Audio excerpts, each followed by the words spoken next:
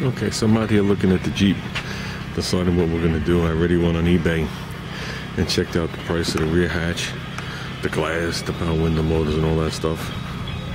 Let me tell you something. This stuff's going for a couple of dollars, especially this hatch.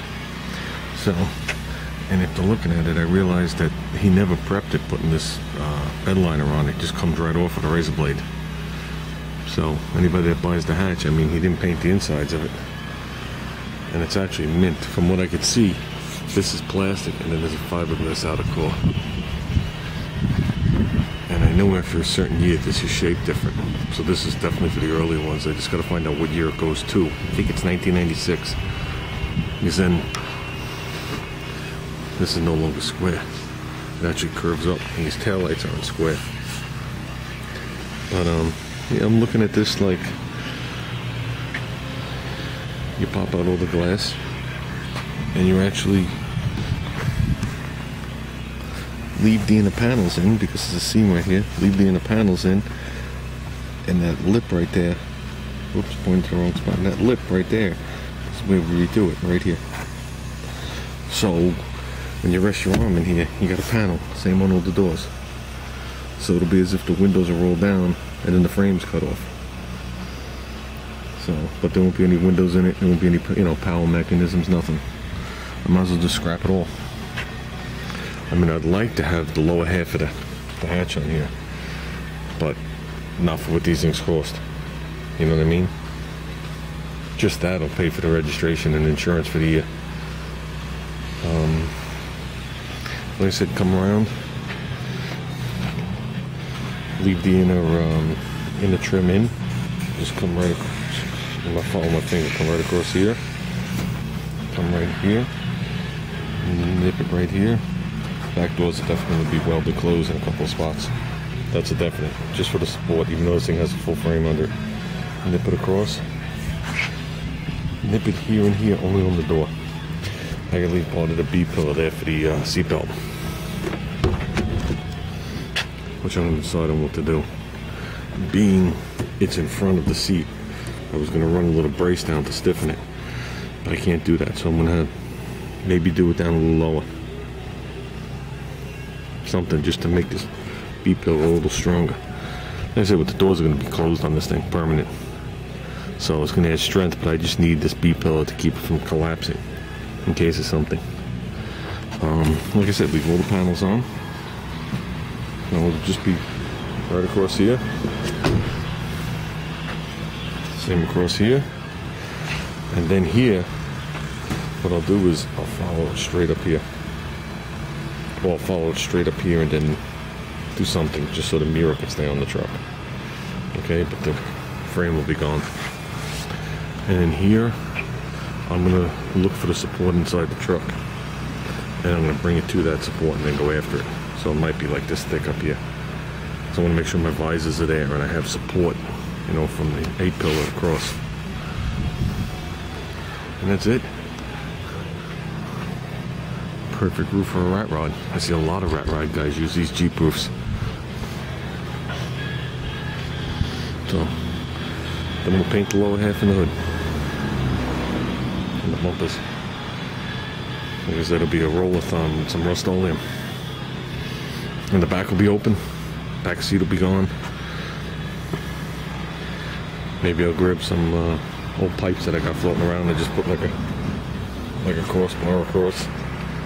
And then something like an X in it or something, just so when I put stuff in the back it doesn't fly out.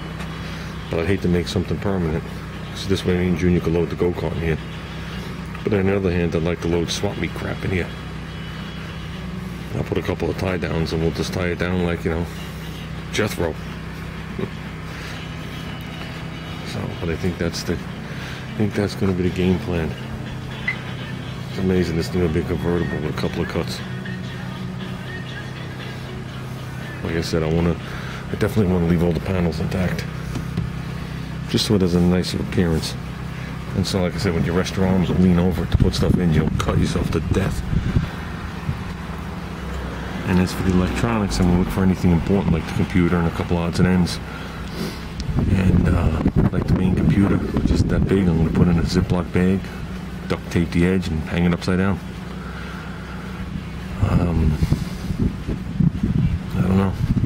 shame too, the AC works. Good as the AC with no roof. But, like I said, already looking at phase one. When I got home last night, it was dark. So, I'm gonna acid these wheels at work, flip them around. Still got the blue on the raised wet letters. I'll roll on some satin black on the sides to neaten it up.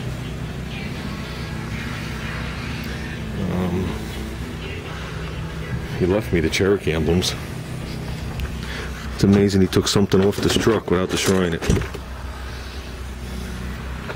So, like I said to my son the other day, we'll put them back on. Like that. Upside down.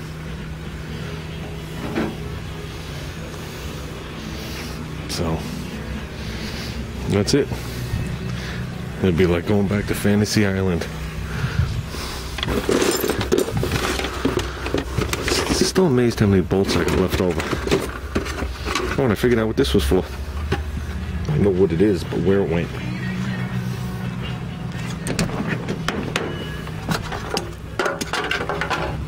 Unless I just broke it. Oh, it looks like Tim took care of that. This actually lifts up.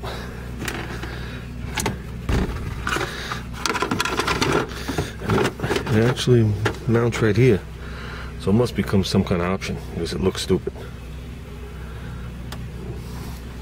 Then I guess this closes back down on it. And it gives you the world's most shallowest cup holder. But we can go in there with a hole saw. We need a place to put our waters. So, like I said, I just gotta find out where the main beam is. That shouldn't be hard. And I got a feeling when it's all said and done, I'm going to be climbing in from that rear wheel well back there, standing on the tire, climbing in and coming around. I mean, I got tilt wheel, I can get over the wheel. And that'll be it. Because if I tack these doors closed, it'll definitely add strength to this thing. Like I said, they do have frames in them.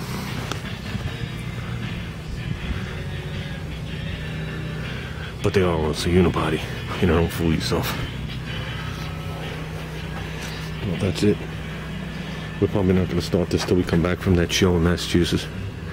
We'll just pull it in the garage, do it, and pull it back out.